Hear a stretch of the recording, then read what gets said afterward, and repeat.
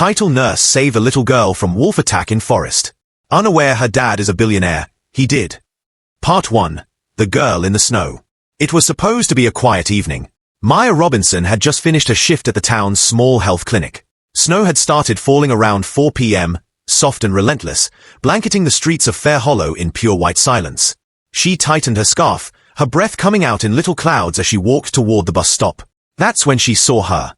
A little girl, no more than 6 or 7, barefoot and in a nightgown, standing alone by the iron gate of the old Wells estate. The mansion was a relic of another time, abandoned, decaying, and shrouded in local ghost stories. No one lived there. Not since the fire. Maya stopped.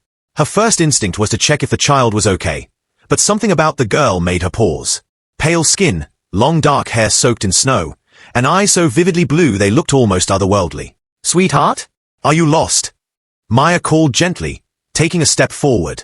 The girl tilted her head, almost curious. Then she turned and slipped through the rusted gate. Without thinking, Maya followed. The iron gate creaked open as if it hadn't moved in years. Her boots crunched on the icy gravel path as she approached the porch. The girl had vanished. Only tiny wet footprints remained, leading up the stairs and through the front door, which was slightly ajar. "Hello." Maya's voice was swallowed by the wind. She hesitated, then pushed the door open. Inside, the air was surprisingly warm. The foyer still held echoes of grandeur, marble floors, a chandelier that hung precariously, and faded wallpaper that might have once been gold. Maya stepped inside, heart pounding. Then she heard it. Footsteps upstairs. "Light. Quick. Wait," she called, moving toward the staircase. But as she reached the first step, the girl appeared again at the top of the stairs, looking down. "You shouldn't be here," the girl whispered. Maya froze. "Why not? Where are your parents?" The girl's eyes shimmered. "They are waiting for you." Before Maya could ask what that meant, the girl vanished again, this time into the darkness of the hallway beyond. Then the front door slammed shut behind her. Part 2. The Mansion's Secrets. Maya's heart raced as the door slammed shut behind her. She turned around, her mind reeling. The sound of the door locking echoed through the mansion, sending a cold chill down her spine. She could still hear the faint sound of footsteps from upstairs, light as if they belonged to someone who didn't want to be found. She quickly turned to look at the front door, but it wasn't just the door that was sealed. The windows, too, were covered by heavy drapes, the kind of drapes that would have once added a touch of luxury to the mansion but now looked out of place, stale and untouched. Maya reached for the doorknob, only to find it cold and unyielding. She was trapped. "Maya, you need to leave," a voice inside her whispered, but the curiosity, that incessant pull, refused to let her go. The girl's words echoed in her mind. "They are waiting for you." But who were they? The mansion felt alive, its silence pressing against her ears. Every step she took seemed to resonate through the walls, each floorboard creaking under her weight. She moved cautiously toward the staircase, her instincts telling her to leave, yet she couldn't ignore the feeling that something was urging her forward. As Maya reached the top of the stairs, the atmosphere seemed to change. The air grew colder, and the once cozy warmth that had greeted her at the door now felt more oppressive. At the top of the staircase, there was a narrow hallway leading into the deeper parts of the mansion. The wallpaper, peeling in places, hinted at a former elegance that had long since been eroded by time. Maya stood frozen, listening. The footsteps had stopped, but she could still hear soft whispers, faint, as though someone was just beyond the threshold, speaking a language she didn't understand. She took a cautious step forward. There, just as before, she saw the girl again, standing at the end of the hallway, her back turned. "Why are you here?" Maya called, her voice trembling. The girl turned slowly, her eyes shining bright like twin blue stars, cold and unreadable. "You have to find it. You need to know what they did." "Who?" Maya whispered, her breath catching in her throat. The girl tilted her head as if considering the question, and then she spoke again, but her voice was quieter this time, almost a hum. "You'll know soon enough." Before Maya could respond, the girl vanished, as if swallowed by the shadows themselves. Maya's mind raced. What did she mean? What was I supposed to find? She hesitated only for a moment, then moved forward, following the path where the girl had disappeared. The mansion felt alive in a way she couldn't explain. Every crack in the walls, every shadow in the corner, seemed to be hiding something important, and she needed to uncover it. At the far end of the hallway, Maya found a door that seemed out of place. It was smaller than the others, almost too ordinary for such a grand mansion. Yet something about it seemed to pull her in. She reached for the doorknob and turned it slowly. The door creaked open to reveal a small, dimly lit room. Inside, a desk stood against the wall, cluttered with old papers, books, and photographs. On the desk, there was an old, leather-bound journal. The book seemed untouched by time, its pages yellowed and fragile. The name engraved on the cover read, Eli Wells. Her fingers hovered over the journal. Something told her that this was the key. She reached for it, opened the cover, and began to read. Part 3. The Secrets Unveiled. The journal's pages were delicate, the ink faded yet still legible. Maya's fingers trembled as she flipped through the pages, each one more revealing than the last. The writing was uneven, frantic in some places, as if the author had written in a hurry. The name at the top of the first page, Eli Wells, brought a chill to her spine. This wasn't just some forgotten artifact of the mansion. It was a piece of the very mystery she was beginning to uncover. Maya's eyes skimmed the first entry.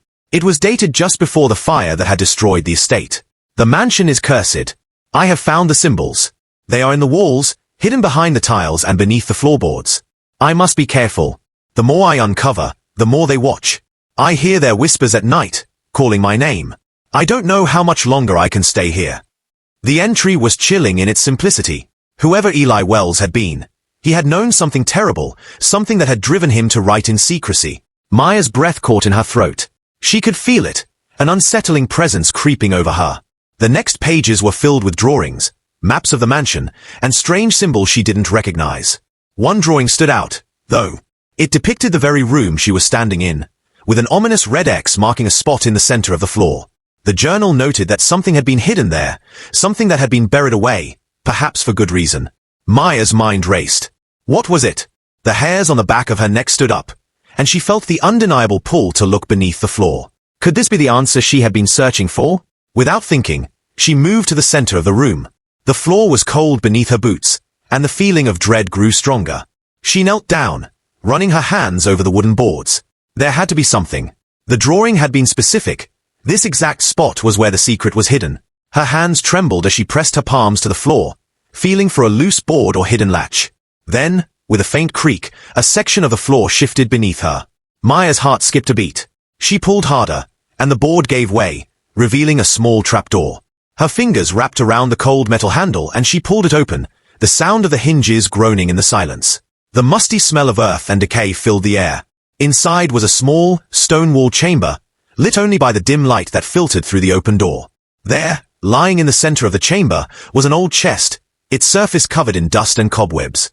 Maya's breath hitched as she stepped forward, the weight of the moment sinking in. She had found it. Whatever Eli Wells had hidden here, whatever had been buried away, was waiting for her. Maya opened the chest, and her heart skipped a beat as her eyes fell upon the contents. Inside was a stack of yellowed papers, each one marked with the same strange symbols from the journal. There was a letter, written in a hurried hand, the ink smeared in places. They are coming for me. I've unlocked the door to their world, and now they want me to pay. The ritual will begin soon. If you find this, it's too late. The mansion is not just a house, it's a prison, and I'm its last prisoner. Maya's mind spun. The words made no sense. The mansion was more than just a building. It was a trap. Whoever they were, Eli had been trying to warn her, but it was clear now that he hadn't escaped. Whatever dark force had taken hold of the Wells estate was still here, waiting. Maya closed the chest, her hands shaking as she stood. She had to leave. This was too much. But as she turned to go, a loud bang echoed from upstairs, followed by the unmistakable sound of footsteps, heavy, deliberate, and drawing closer. She wasn't alone anymore. Part 4. The Haunting Presence. Maya froze, her body tense as the sound of footsteps echoed from above. She slowly turned, the journal still clutched in her hands. The house was eerily silent now, save for the creaking of the old wooden floors overhead. The weight of the mansion seemed to press down on her, suffocating in its coldness and dark history.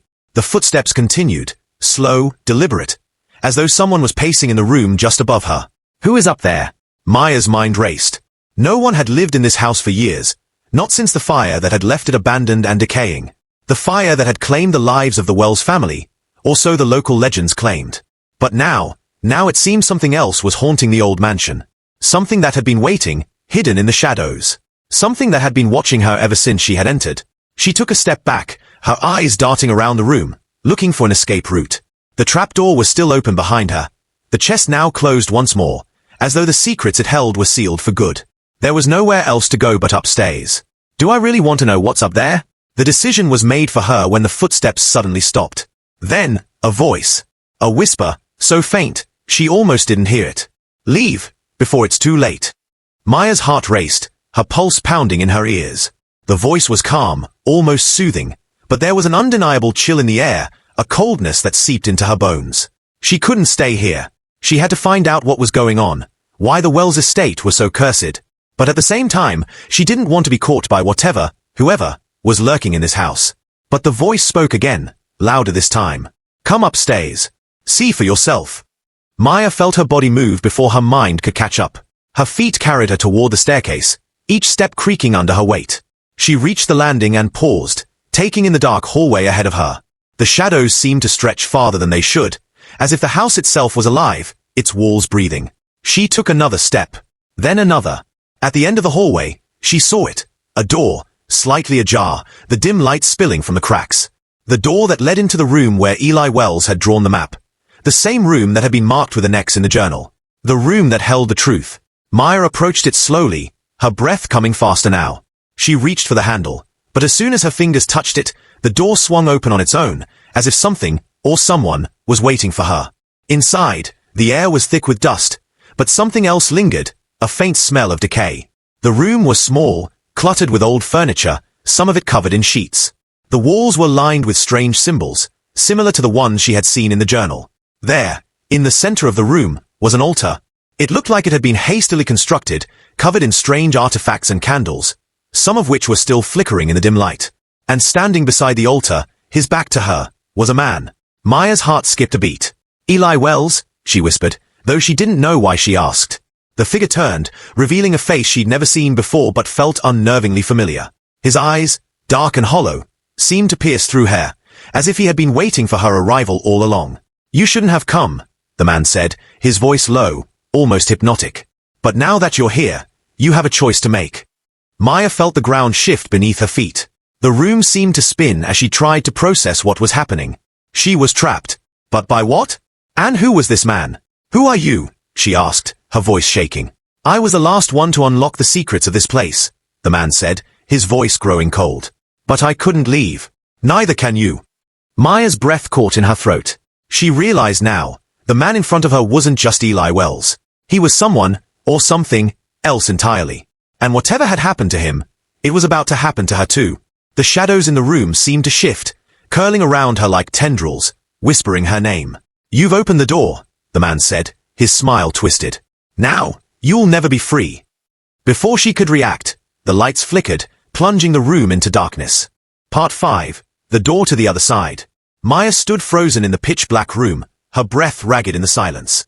The man's words echoed in her mind, and the air around her felt thick, as if it were pressing in, closing her off from the rest of the world. The darkness was alive, pulsing, and her skin tingled with a cold she couldn't explain. The lights flickered again, briefly illuminating the room, and in that split second, she saw him. The man, no longer just standing beside the altar, was moving toward her. His long, dark figure glided silently through the darkness, his eyes glowing faintly in the gloom. Why are you doing this? Maya managed to choke out, her voice barely a whisper. You shouldn't have come here, he repeated, his tone almost pitiful. But now that you've opened the door, you can never leave.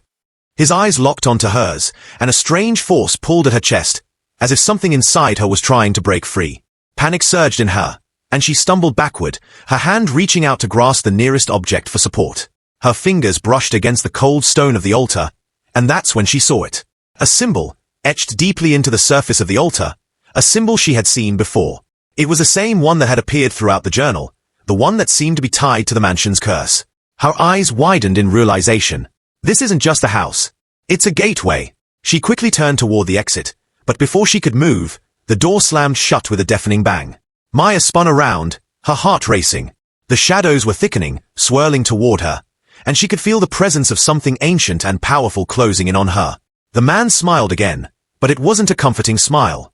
It was something darker, something predatory. You're too late, he whispered.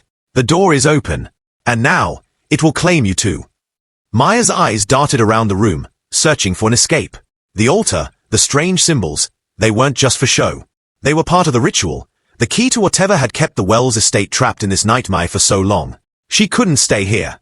She couldn't let herself be consumed by whatever darkness had taken root in this house. Her mind raced as she remembered the journal. Eli Wells had written about the ritual, about how the mansion had become a prison for the souls of those who had tried to unlock its secrets. She was no different. She had unwittingly become part of the curse that bound the estate. But then, something shifted. A flicker of light. She turned back to the altar, and there it was. Something had changed.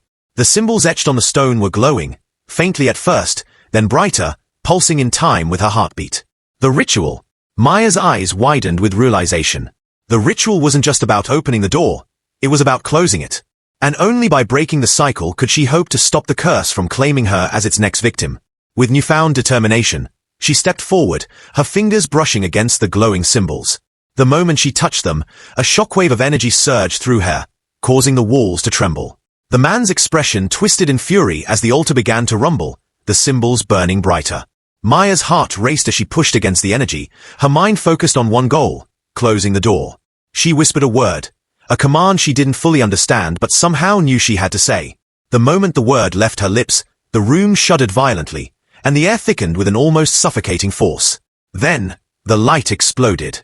Maya was thrown backward, her body slamming against the wall with a bone-jarring force. She gasped for air, her vision blurred as the room spun around her.